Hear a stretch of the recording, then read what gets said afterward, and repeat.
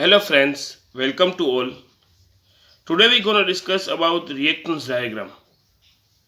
In our previous lecture we study about single line diagram. Then from single line diagram to simplify it to impedance diagram, then impedance diagram to reactance diagram. Now here we see the example which are related to find reactance diagram.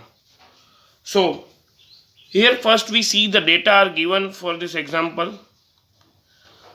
A 300 MVA 20 kV 3-phase generator has a subsequent resistance reactance of 20%. The generator supply two synchronous motor rated at 13.2 kV over a 64 km.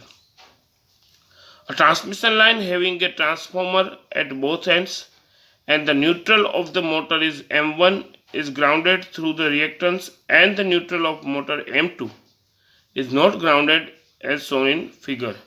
Now rated input to the motors are 200 MVA and 100 MVA for M1 and M2 respectively.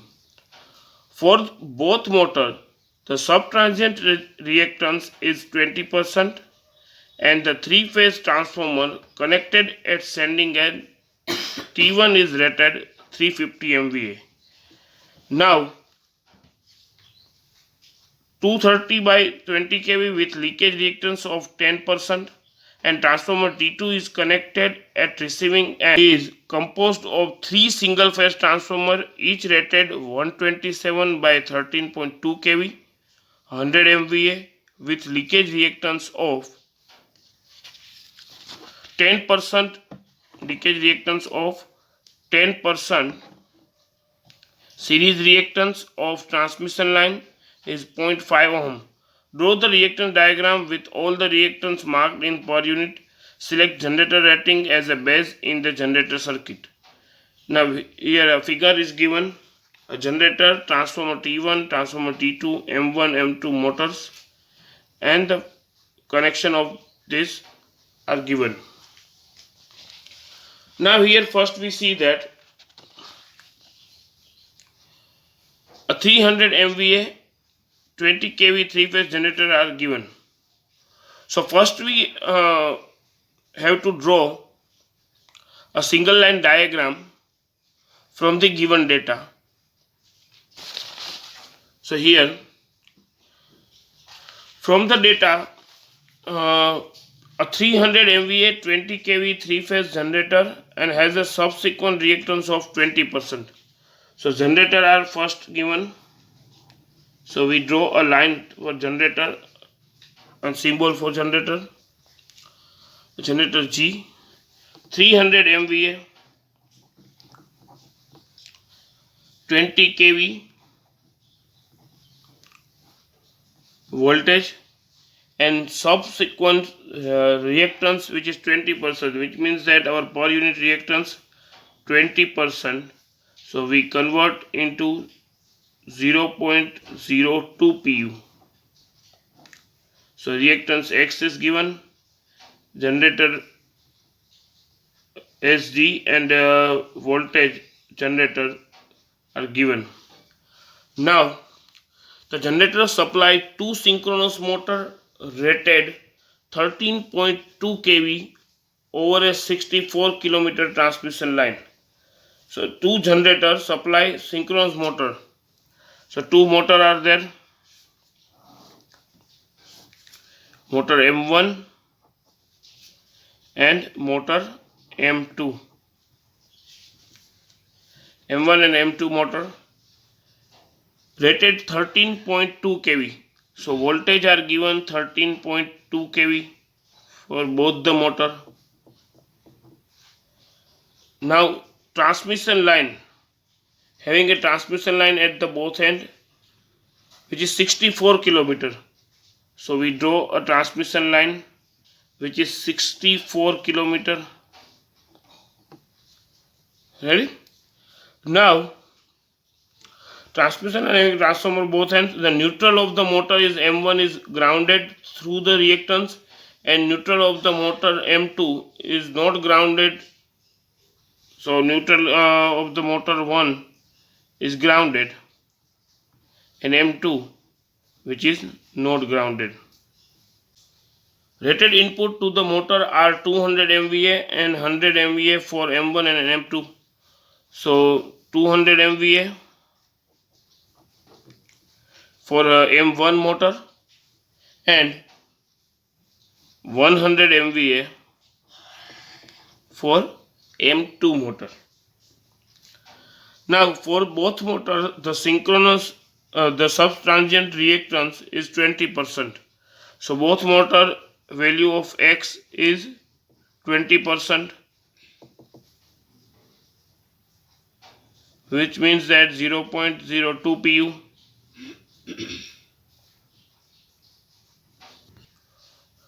Now three-phase transformer are connected at sending end, which is T1, is rated with 350 MVA.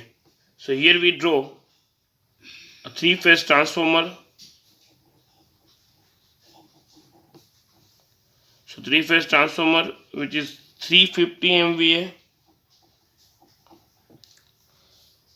connected at sending end T1 and which is 230 by 20 kV voltage ratio. 230 by 20 kV voltage ratio.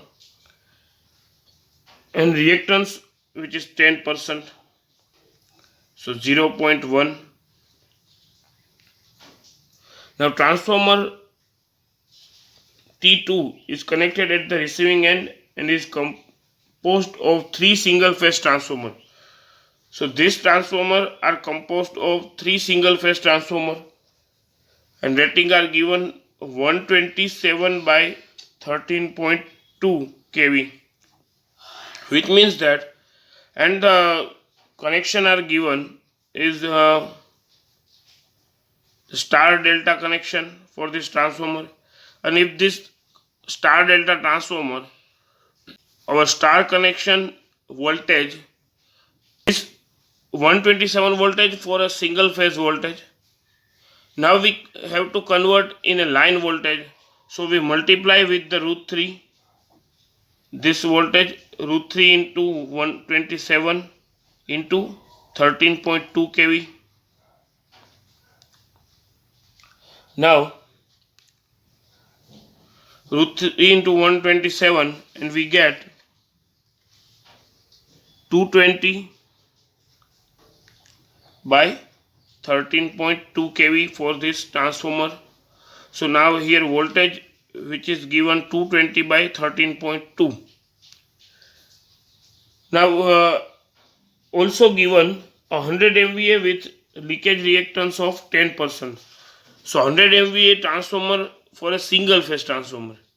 Here we have a connection. Here we have a three single phase transformer and making a three phase transformer. So 3 into 100 MVA, which means that 300 MVA for the T2 transformer. So here is the T1 data, T2 data, generator data and motor M2 and motor M1 data. All the data are now here.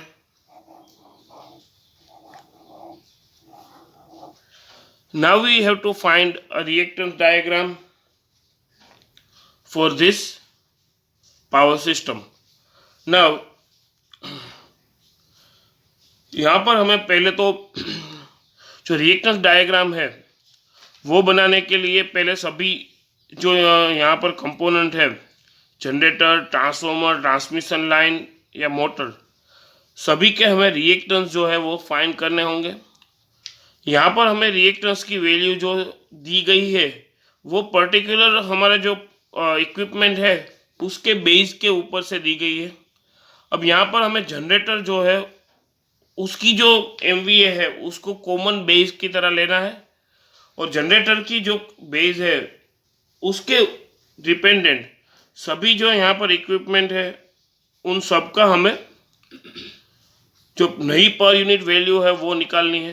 तो यहाँ पर हम देख सकते हैं कि सभी यहाँ पर जो भी है हमारे पास इक्विपमेंट है, जनरेटर है, तो उसके एक्स की वैल्यू है यानी रिएक्टेंस की वैल्यू है। उसी तरह ट्रांसफॉर्मर की रिएक्टेंस की वैल्यू है, ट्रांसफॉर्मर 2 की रिएक्टेंस की वैल्यू है, मोटर की रिएक्टेंस की वैल्यू है, दूसरी मोटर की रिएक्टेंस की वैल्यू, मतलब सभी जो पार्ट है उसके रिएक्टेंस की वैल्यू यहाँ पर है। तो हमें क्या करना होगा कि ये जो रिएक्टेंस की वैल्यू है और हमारे डेटा में दिया गया है कि जनरेटर को हमें अब कॉमन बेस की तरह लेना है, यानी कॉमन बेस जनरेटर का लेके सभी के हमें जो रिएक्टेंस की वैल्यू है उसकी नई वैल्यू हमें लेनी होगी। उसके लिए हमने इक्वेशन जो है वो जो हमारा पिछला लेक्चर था उसमें हमने डिस्क्राइब किया था X new which is equal to x old into kVA base और MVA base new upon kVA और MVA base old into kV old, kV base old और kV new whole raise to square. तो ये जो equation है उस equation से हम जो एक्स न्यू है वो फाइंड कर सकते हैं। तो उसके लिए पहले हमें क्या करना है कि जो सभी इक्विपमेंट है उसके लिए पहले नए केवीए बेस और केवीए न्यू वो दोनों फाइंड करना है। अब वो दोनों फाइंड करने के लिए क्या करना होगा, पहले जनरेटर को हम जो है वो चूज करते हैं। तो पहले हम जो है जनरेटर के लिए फाइंड करते हैं। तो यहाँ पर जनरेटर जो है उसके जो डेटा दिए गए हैं, जनरेटर में डेटा दिए गए हैं वो है पावर यानी base MVA which is 300, now base KVA KV which is 20 KV। तो जनरेटर के जो डेटा था उसको ही हमने जनरेटर का बेस मान लिया, यानी बेस MVA 300 और base KV for generator section which is 20 KV। तो अब जनरेटर सेक्शन के लिए बेस मिल गया और पूरी जो सिस्टम है उसके लिए MVA मिल गया। अब यहाँ पर हम देखते हैं कि हमने जनरेटर जो है उसके डेटा को बेस के लिए लिया, यानी 300 MVA जो है वो पूरी सिस्टम के लिए होगा, जनरेटर के लिए 3 MVA बेस, ट्रांसफार्मर के लिए, दूसरे ट्रांसफार्मर, मोटर सभी के लिए। लेकिन जो 20 KV बेस लिया वो सिर्फ हमने जनरेटर सेक्शन जो है उसके लिए बेस जो है वो कंसिडर करेंगे, यानी दूसरे पार्ट है उसमें बेस की वैल्यू जो है वो चेंज होगी। क्योंकि यहाँ पर दो ट्रांसफार्मर है और ट्रांसफार्मर जो है उसका जो वोल्टेज रेशियो है उसके कारण जो ट्रांसफार्मर की जो प्राइमरी साइड है उसमें वोल्टेज चेंज हो गए और सेकेंडरी साइड में वोल्टेज चेंज हो गए। तो यहाँ पर हमारे पास जो दो ट्रांसफार्मर है उसका मतलब यहाँ पर हमें तीन जो अलग अलग सेक्शन मिलेंगे, एक सेक्शन 1, सेक्शन 2 और सेक्शन 3। तो यहाँ पर देख सकते हैं कि एक ट्रांसफार्मर की जो एक साइड है वहाँ पर सेक्शन 1, यहाँ पर सेक्शन 2, दूसरे ट्रांसफार्मर यहाँ से सेक्शन 2 और सेक्शन 3। तो ये तीन सेक्शन जो है वो हमें अलग अलग मिले हैं। ये तीनों सेक्शन जो है, पहले तो हमें जनरेटर का बेस जो KVA फाइंड किया वो 20 KV है। अब जनरेटर के बेस जो है जनरेटर सेक्शन का, उस बेस को ट्रांसफार्मर रेशियो से मल्टीप्लाई करेंगे तो हमें जो ये वाला पार्ट है ट्रांसफार्मर सेकेंडरी, इसके ट्रांसफार्मर प्राइमरी और ट्रांसमिशन लाइन, उसके लिए हमें बेस की वैल्यू मिलेगी। उसी तरह जो भी हमें यहाँ पर बेस मिला उसी बेस को ट्रांसफार्मर रेशियो से मल्टीप्लाई करेंगे तो हमें मोटर जो है उसके बेस की वैल्यू मिलेगी। यानी तीन सेक्शन हमने लिए, तीनों के हम केवी बेस निकालेंगे, केवी बेस निकालेंगे। पहले के केवी बेस जो है वो जनरेटर के हमने ले लिए। अब दूसरे केवी बेस निकालने के लिए ट्रांसफार्मर रेशियो से मल्टीप्लाई करेंगे, यहाँ के केवी बेस निकालने के उसको भी ट्रांसफार्मर रेशियो से मल्टीप्लाई करेंगे। तो हमें जो है वो केवी बेस जो तीनों के मिल जाएंगे। जो MVA है बेस वो हम सभी में एक ही लेंगे 300। तो सभी ट्रांसफार्मर, जनरेटर, मोटर सभी के लिए MVA बेस जो है वो 30 MVA ही रहेगा। तो अब KVA बेस निकालते हैं पहले ट्रांसफार्मर के लिए। सो ट्रांसफार्मर जो है So now base kV for transformer section और transmission line section. So second section के लिए निकालने के लिए 20 kV जो था वो हमारा बेस था जनरेटर सेक्शन का, उसको हम ट्रांसफॉर्मर रेशियो जो है उससे मल्टीप्लाई कर देंगे. तो यहाँ पर ट्रांसफॉर्मर जो है उसके रेटिंग है 230/20, तो उससे मल्टीप्लाई कर दिया तो 20 × 230/20. तो हमें जो नए बेस जो है वो ट्रांसमिशन लाइन के लिए वो मिलेगा 230 kV. तो अब ट्रांसमिशन लाइन के लिए बेस जो है वो निकाल लिया. अब लाइन टू लाइन अब जो है वो हम मोटर साइड है उसके लिए बेस केवी निकालेंगे. Base KV for motor side. तो पहले जो है हमने 20 kV जो हमारे डेटा में दिया गया था जनरेटर सेक्शन, उसका हमने 20 kV ले लिया. फिर ट्रांसफॉर्मर रेशियो से मल्टीप्लाई किया तो हमें जो जनरेटर है जो ट्रांसमिशन लाइन है उसका जो हमें बेस केवी था वो मिला. अब मोटर का बेस केवी निकालने के लिए हमें जो यहाँ पर जो बेस केवी मिला है उसको ट्रांसफॉर्मर रेशियो से मल्टीप्लाई करेंगे तो ये वैल्यू मिल जाएगी मोटर के लिए. यानी base KV for motor side. तो पहले हमें ट्रांसमिशन लाइन का मिला 230, उसको हम वोल्टेज रेशियो से मल्टीप्लाई करेंगे तो वोल्टेज रेशियो हमारे डेटा में गिवन है 220/13.2. तो यहाँ पर जो है वो 13.2/220 लेंगे. यहाँ पर पहले हमने लिया था 230/20, क्योंकि हमारा जो ट्रांसफॉर्मर है उसको प्राइमरी बाय सेकेंडरी रेशियो लेके यहाँ का हमें जो है वो वैल्यू फाइंड करनी थी, यानी कि जो ट्रांसमिशन लाइन है उसके बेस केवी की फाइंड करनी थी. अभी यहाँ पर हमें जो मोटर है उसके बेस केवी फाइंड करनी है, इसलिए हम ट्रांसफॉर्मर रेशियो जो है वो 220/13.2 की जगह 13.2/220 लेंगे. यहाँ पर हमने 13.2/220 लिया. तो अब हमें मोटर साइड का केवी मिला 13.8 kV. यानी अब हमारे पास बेस MVA है जो सभी पूरी सिस्टम के लिए एक है. फिर बेस केवी जो जनरेटर सेक्शन के लिए, base KV for transmission line section के लिए और base KV for motor side के लिए. अब तीनों जो बेस केवी है और MVA है वो हमें मिल गए हैं. अब जो हमारे ओल्ड जो बेस है और ये नए बेस है उन दोनों और रिएक्टेंस की वैल्यू हमारे पास है. तो अब हमने जो इक्वेशन था उस इक्वेशन से हम नए बेस जो है वो निकाल सकते हैं. तो पहले नए बेस जो है वो निकालने के लिए पहले जनरेटर सेक्शन जो है उसके लिए नए रिएक्टेंस वैल्यू जो है वो फाइंड करेंगे. नया रिएक्टेंस वैल्यू फाइंड करने के लिए पहले इक्वेशन जो है वो लिखेंगे. तो यहाँ जनरेटर न्यू रिएक्टेंस यानी x new is equal to x old MVA base new upon MVA base old into KV base old upon KV base new all raised to square. तो अब यहाँ पर देख सकते हैं कि जो जनरेटर के लिए पहले हमें रिएक्टेंस की वैल्यू दी गई थी वो थी 20% यानी 0.2 pu. तो जो एक्स ओल्ड है उसकी वैल्यू 0.2 pu, तो यहाँ पर 0.2 pu. अब जो पहले हमारे जो जनरेटर जो थे उनके जो बेस MVA थे वो 300 MVA थे और 20 kV थे. So old value for MVA which is 300 MVA. So 300 MVA and KVA base 20 kV.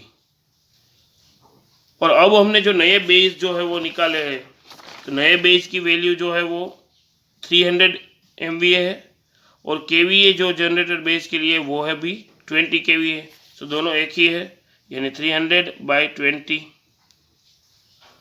अब 300/300/20/20 which is 1 square 1. So 0.2 pu ही आएगा. सो हमने जनरेटर को बेस जो है सिस्टम में, पूरी सिस्टम के लिए जनरेटर की वैल्यू बेस ली है, इसका मतलब उसकी रिएक्टेंस की वैल्यू जो है वो चेंज नहीं होगी। यानी एक्स न्यू जो है जनरेटर के लिए वो मिला अपने हमें 0.2 pu। अब हम जो फाइंड करेंगे हमारे ट्रांसफॉर्मर के लिए, अब यहाँ पर हम देख सकते हैं कि जो जनरेटर है उसके लिए हमने न्यू जो रिएक्टेंस है उसकी वैल्यू फाइंड की। अब ट्रांसफॉर्मर के लिए न्यू रिएक्टेंस की वैल्यू फाइंड करेंगे। तो यहाँ पर ट्रांसफॉर्मर के लिए हमारा इक्वेशन जो है वो लिखेंगे x new which is equal to transformer T1, x new which is equal to x old into MVA base new MVA base old into KVA base old upon KVA base new whole raise to square. अब x old जो है तो transformer 1 जो है उसके लिए x old की value जो है वो 0.1 यानी 0.1 ले लिया। जो MVA बेस ओल्ड है उसकी वैल्यू जो है वो 350 MVA और जो 350 MVA। अब यहाँ पर जो ट्रांसमिशन लाइन जो है उसके लिए KVA बेस जो है वो हमें जनरेटर सेक्शन जो है, तो यहाँ पर हम देख सकते हैं कि जो जनरेटर है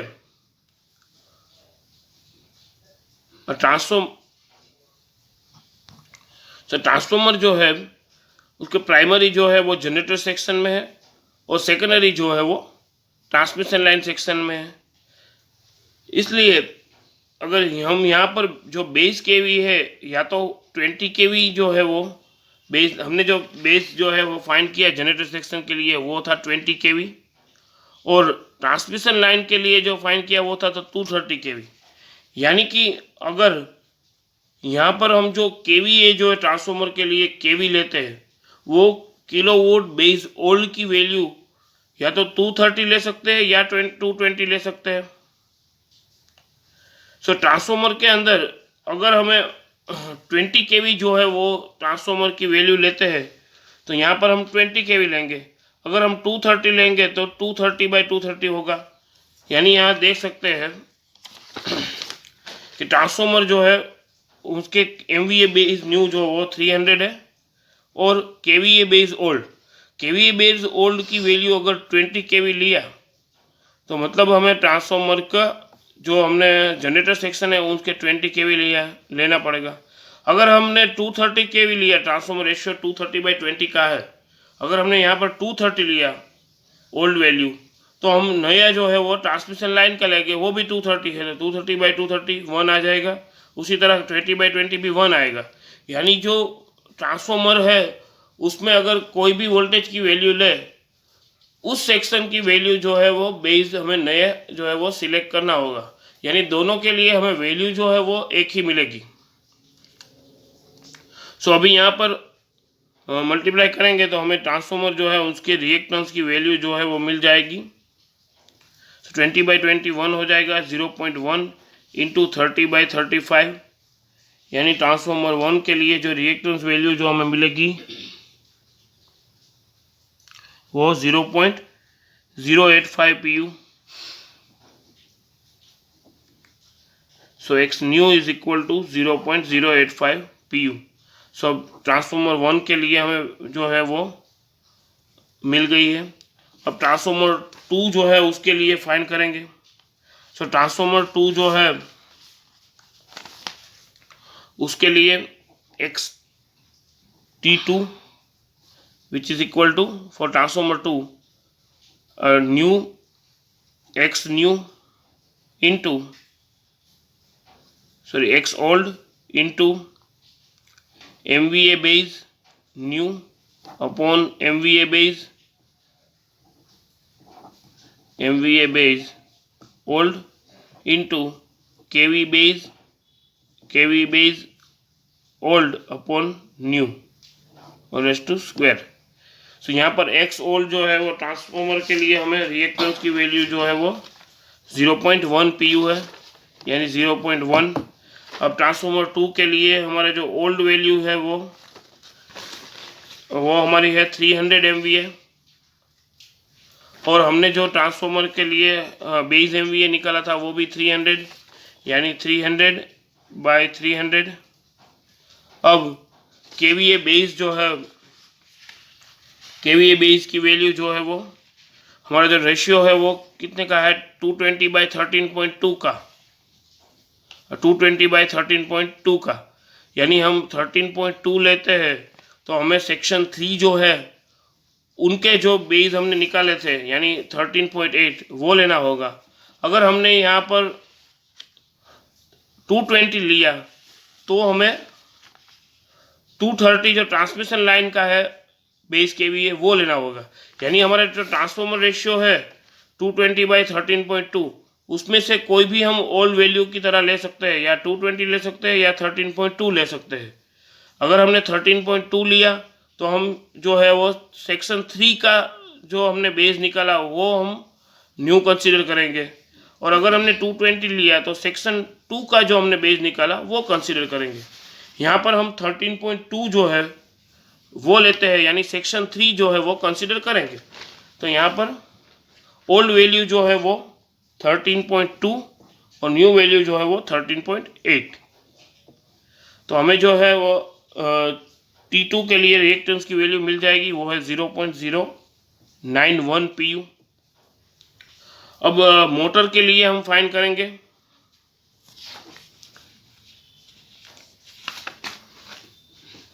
तो मोटर जो है पहले मोटर 1 के लिए फाइंड करेंगे। So x new, x old upon into MVA new upon MVA old into KV base old upon KV base new whole raise to square. अब मोटर के लिए जो रिएक्टेंस की वैल्यू जो है वो दी गई है, तो पहली मोटर के लिए और दूसरी मोटर दोनों के लिए 0.2 pu, तो यानी 0.2 इंटू MVA बेस न्यू जो है वो हमें 300 सभी में लेंगे पूरी सिस्टम के लिए, और ओल्ड जो है वो हमारे पास है पहली मोटर के लिए 200 MVA है। सो 200 इंटू KVA बेस ओल्ड, तो ओल्ड जो मोटर के लिए थे वो 13.2 थे दोनों मोटर के लिए, यानी 13.2, और KVA बेस न्यू जो थे न्यू है वो है हमारे 13.8 होल रेज़ टू स्क्वायर। तो हमें M1 जो है रिएक्टेंस की वैल्यू मिलेगी 0.274 pu। अभी यहाँ पर हम M2 के लिए फाइंड करेंगे सेकंड मोटर के लिए। So x new x old into MVA new MVA old into KV base old upon KV base new whole raise to square. अब x ओल्ड की वैल्यू 0.2 है, x न्यू जो है वो 300, जो MVA ओल्ड है उसकी वैल्यू यहाँ पर सेकंड मोटर के लिए 100 है, यानी 100 इंटू KVA बेस ओल्ड जो 13.2 दोनों मोटर के लिए, और पूरे सेक्शन के लिए बेस जो है वो 13.8। तो हमें जो रिएक्टेंस की वैल्यू मिलेगी वो 0.549 pu मिलेगी। यानी अब यहाँ पर हमने सभी जो रिएक्टेंस है उसकी वैल्यू जो है वो फाइंड कर ली है। अब ये रिएक्टेंस वैल्यू हमने निकाल ली है।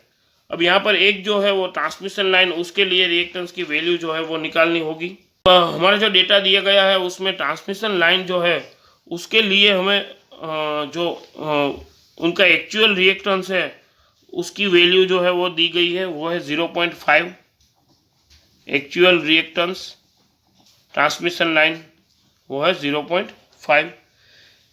ये 0.5 है वो पर किलोमीटर है। अगर इसको हम किलोमीटर से मल्टीप्लाई कर देंगे, किलोमीटर हमें दिए गए वो है 64, तो हमें जो है वो टोटल जो है वो पर यूनिट एक्चुअल रिएक्टेंस जो है वो मिल जाएगा पूरी लाइन के लिए। अब एक्चुअल रिएक्टेंस की वैल्यू जो है वो हमारे पास है। अब हमें पर यूनिट वैल्यू जो है वो फाइंड करनी है, यानी पर यूनिट वैल्यू यानी actual value upon base value. So actual value upon base value से हम जो है वो पर यूनिट वैल्यू निकाल सकते हैं। तो यानी एक्चुअल वैल्यू है 0.5 इंटू 64 अपॉन जो बेस वैल्यू है। बेस वैल्यू निकालने के लिए हमारे पास इक्वेशन है रिएक्टेंस का, KVA base square upon MVA base. Actual में ये इक्वेशन यही है, V स्क्वायर बाई P यानी Z। यहाँ पर Z इम्पीडेंस नहीं है तो रिएक्टेंस हम कंसीडर करते हैं, यानी X is equal to V square by P, KVA base square upon MVA base. So 0.5 into 64 upon 230 square into 300। तो हमें वैल्यू जो है वो रिएक्टेंस की मिलेगी 0.181 PU। So per unit reactance for transmission line. So transmission line के लिए भी रिएक्टेंस जो है वो मिल गया। पहले हमने जनरेटर का रिएक्टेंस फाइंड किया, फिर दोनों ट्रांसफॉर्मर का, फिर दोनों मोटर का, और बाद में ट्रांसमिशन लाइन का। अब रिएक्टेंस डायग्राम जो है वो हम ड्रॉ करेंगे। तो पहले तो हमारे पास जनरेटर है। तो ये जो जनरेटर है, जनरेटर और जनरेटर का जो रिएक्टेंस है इक्विवेलेंट सर्किट का, वो हम ले लेंगे। फिर बाद में ट्रांसफॉर्मर 1 जो है उसके रिएक्टेंस की वैल्यू कंसीडर करेंगे। फिर ट्रांसमिशन लाइन जो है उसके रिएक्टेंस की, फिर ट्रांसफॉर्मर 2 है उसके रिएक्टेंस की वैल्यू कंसीडर करेंगे। और यहाँ पर हम देख सकते हैं कि जनरेटर, ट्रांसफॉर्मर, ट्रांसमिशन लाइन और ट्रांसफॉर्मर सभी सीरीज में है, और दो मोटर जो है वो पैरेलल में कनेक्टेड है। सो मोटर के जो रिएक्टेंस है उसको कंसीडर करेंगे पैरेलल में। ये दो मोटर जो है वो हमने पैरेलल में ले ली। अब जो ये जनरेटर है, जो जनरेटर का हमने रिएक्टेंस फाइंड किया वो 0.2, ट्रांसफॉर्मर का रिएक्टेंस फाइंड किया वो 0.085, जो लाइन का रिएक्टेंस हमने फाइंड किया वो था जे 0.181, जो ट्रांसफॉर्मर 2 है उसका रिएक्टेंस 0.091, और मोटर जो है M1 और M2, तो मोटर M1 का रिएक्टेंस था वो जे 0.274, और मोटर 2 है उसका रिएक्टेंस था जे 0.54। पूरा रिएक्टेंस डायग्राम जो है वो हमने देखा। अब ये रिएक्टेंस डायग्राम से हम जो फॉल्ट कैलकुलेशन है, सिमेट्रिकल फॉल्ट कैलकुलेशन जो है वो कर सकते हैं। तो इसी तरह के हम अगले लेक्चर में जो और एग्जांपल है वो देखेंगे। फिर बाद में हम सिमेट्रिकल फॉल्ट जो है उसके थियरी जो है वो समझेंगे, और उसके रिलेटेड जो भी न्यूमेरिकल्स है वो सोल्व करेंगे। Thank you.